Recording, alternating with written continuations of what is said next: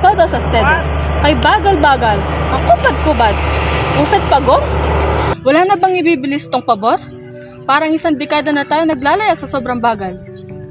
Kaunting tulin naman ng makina, Kapitan. Paumanin, Doña Victorina. May mga stikin na mga isda na maaari natin mabangga. At isa pa ay maaaring sumadsad ang bapa sa ilog na yan. Hay Diyos ko, kung wala lamang sana ng Diyos sa Pilipinas, sa daigdig ay marahil bibilis ng takbo ng pabor. Malas. Wala talagang mabuting lawa rito sa Pilipinas. Doña Victorina, huwag masyadong pausukin ng iyong tenga. Baka kumupas ang iyong magandang toloretes sa muka. Sa katunayan, madali lang namang lutusin ng suliran ninyo ito. Hindi ko nga alam kung bakit ni Isay hindi ito naisip. At ano naman ito, Aber? Simple lang naman ang aking mungkahi. Gumawa sana ng isang kanal na papasukan hanggang sa paglabas at pararaanin sa Maynila. Lilikha ito ng bagong ilog sa pamamagitan ng paggawa ng kanal at sasarhan ang dating ilog Pasig. Isang panukalang Yankee. Igo. Malaking salapi ang guguluhin at saan naman tayo kukuha ng salaping pagbabayad sa manggagawa. Go. Sino naman nagsawing pasasahurin natin ang mga manggagawa? Isa pa sa pilitan natin pagtatrabahuin ang mga bilanggo, bihag, matatanda at binata at mga batang lalaki.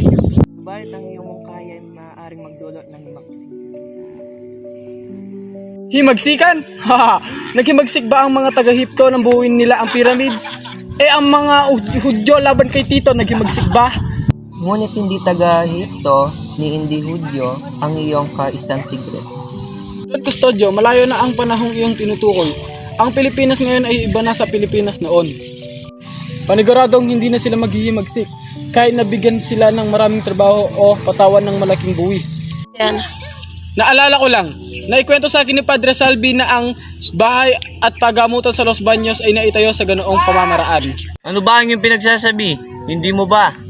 Ang mga itik ay kakain ng suso, kasama ang buhangin sa ilalim ng lawa. Naku, Don Custodio, kung marami mag-aalaga ng itik ay darami ang mga balot. Nakakasuka, nakakapandiri. Tabunan na sana ang lawa. Baporp, S3 Baporp. Init naman dito. Oo nga, halo-halo mga amoy natin. Ang baho, mag-test muna tayo. O ikaw pala Basilio, kamusta na? Ano na ang lagay ni Kapitan Tiago? Ito, patuloy pa rin nag-aaral ng medisina. Si Kapitan Tiago ay mabuti-buti na rin po. Ngunit ayaw niya pumayag na siya'y alagaan pa. Sa totoo nga ho pinatungo ako sa San Diego sa udyok ng ilan upang dalawin ang buhay roon. Pero ang totoo, gusto lamang niyang umiti ng apyan. Tunay nga salot sa atin ang mga apyan. Kilala iyan ng mga ninuno natin noon, subalit hindi sila nagbalabis. Ang apyan ay sa paggagamot lamang. Maiba ako, kamusta na ang iyong balak na maipatayo ang wikang akademya ng Kastila? Sa aking palagay ay hindi ito basta maisa kakatuparan. Isa katuparan po. Sa katunayan, inandugan namin si Padre Eren na 2 kastanyong kabayo at nangako sa amin na makikipagkita sa Kapitan General. Paano si Padre Sibilla? Maaari siyang tutol sa inyong balak. Ano naman kung siya ay sasalungat? Nakasalalay pa rin sa Kapitan General sa Los Baños ang huling desisyon. Walang magagawa si Padre Sibilla kung sasang-ayon ang Kapitan General. At kung sakaling pinahintulutan ng Kapitan General ang pagpapatayo ng akademya, saan naman kayo kukuha ng salaping gugugulin? Wala na pong dapat alahanin pagdating sa pinansyal na pangangailangan. Mag-aambag ng singkapat ang bawat estudyante. Mayroon rin kaming sapat na mga maestro at maestra upang magturo. Si Makaraig naman ay nag-alok ng isa sa kanyang mga bahay upang gawing bahay paaralan. Mabuti naman at pinakulakan mo ang paanyaya ng kapitan at pumantig ka rito. Akala namin ay ayaw mo kami makasama. Hindi naman sa ganoon, Padre. Madami lang akong inaasikaso sa ibaba. Senyor Simon, saan ba kayo nanggaling? Sayang at hindi nyo nakita ang magagandang tanawin habang tayo ay naglalakbay. Marami na akong nasila yung mga magagandang tanawin. Subalit para sa akin, mas makabuluhan pa rin yung yaong may mga alamat. Naku, kung alamat lamang ang ating pag-uusapan ay tiyak na mayaman dyan ang Ilog Pasig. Sige nga, ate kwento mo, nagumaan ka naman ng aking pakiramdam.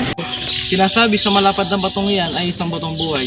Ayon sa ilan, pinupugaran din ito ng masamang espiritu. Sus Maria Jose, nakakatakot. Ayoko mapadpad doon. Alamat lamang yan. Hindi naman siguro yan totoo. Bitawan mo na yung brasing sinasunod. Nakakaya oh. Ay, pasensya naman. Ito, may isang alamat. Ang alamat ng Yungif, ni Doña Jeronima. Sa ikwento naman ni Padre Florentino. Ako? Opo ikaw lang naman ang may alam sa atin. Kaya mo ba gusto makapag-aral upang mapantayan ang narating ng iyong katipang si Basilio?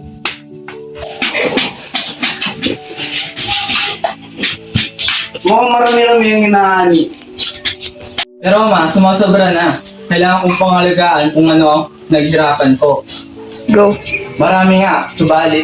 Siguradong malaki ang iyong kikitain kapag yan ay nabenta na sa merkado.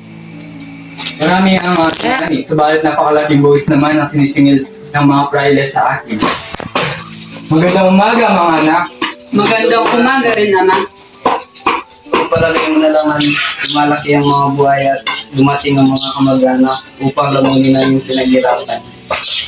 Ano ang bumabagabag sa iyong isipan, anak?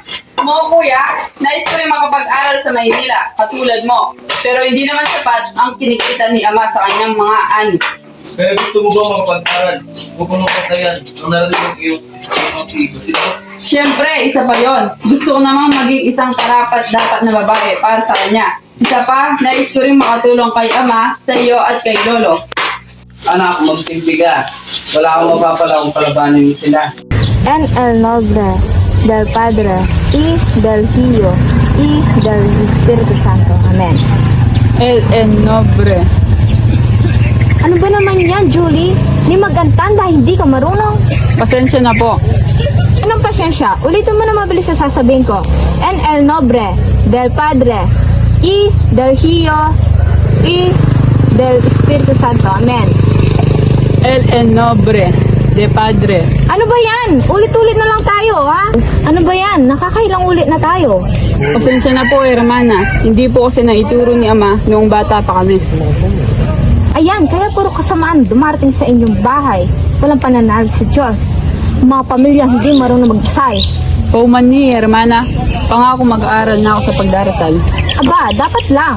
Hermana, maaari ko bang dalawin ang aking lolo doon? Nakakaawa siya, wala siyang kasama, kahit kaunting oras lang. Magtigil-tigil ka nga dyan. Ang tangi mo lang gagawin ay sundin ako at mag-aral ka ng mag-isay. Pero hermana, ano po kasi? Hermana Penchang, may babalita ko. Ano naman yon? Kay aga-aga. Si Basilio, luluwas siya ng Maynila upang tubusin si Julie. Ano? Ano ho? Babalikan ako ni Basilio? Pumasok ka sa loob. Hermana Pechang, kasintahan ko si Basilio, kailan kami magkita? Julie, nililigtas na lang kita kasamaan. Buo na ang decision ko. Hindi ka pwede sumama kay Basilio. Ano ba naman yan? Kay papangit ng mga dekorasyon ni Quiroga sa kanyang bahay. Oo nga. Ano? Mga mumurahin lamang siguro ito. Inangkat mula sa China. Kaya siguro humihina ang kalakal ng aking asawa dahil sa mga inchik na ito. Ayan mo sila, Padre Amora. Baka nais nilang magpalakas sa Kapitan General, kaya nagpapatalo. Simon, halina't samahan mo sa paglalaro ng baraha. Kalahating oras pa bago mananghalian. Tara pag-usapan muna natin ang mga bagay na kailangan pagdesisyonan. Ng akademiya ng Wigang Kastila, kahilingan ito ng mga kabataan, kapanghahas at naghahangad sa saklawan ang kapangyarihan ng mga tren. Ako sa'yo, Padre Isabela, maging ako itutuldi sa pagpapatayo ng ganyang paaralan. Tuto ng wikang Kastila ang mga Indio. Kapag natutunan na nila ang ating wika, mangangatira na sila at magiging kalaban ng Diyos at pamahalaan. Kaya mga prele, at sa aming pagbagsak, maaring mapamalaan naman ang sumusunod. Kailangan natin mamulitika. Ibigay natin lahat ng kanilang mga kailangan.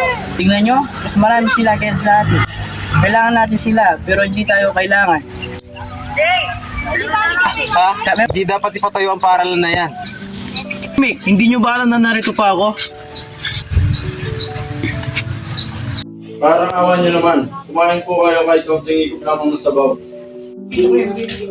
Senyor Simon, kayo nga pala. Kamusta ang may sakit? Ako na rin ang pantay ng pulso at puso.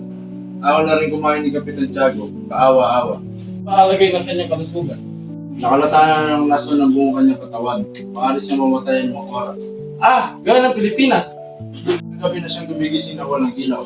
Umiiyak at ako'y pinagmumura. Inakala niya na siya yaging binulag. Talagang pinagkaiba sa pamahalaan.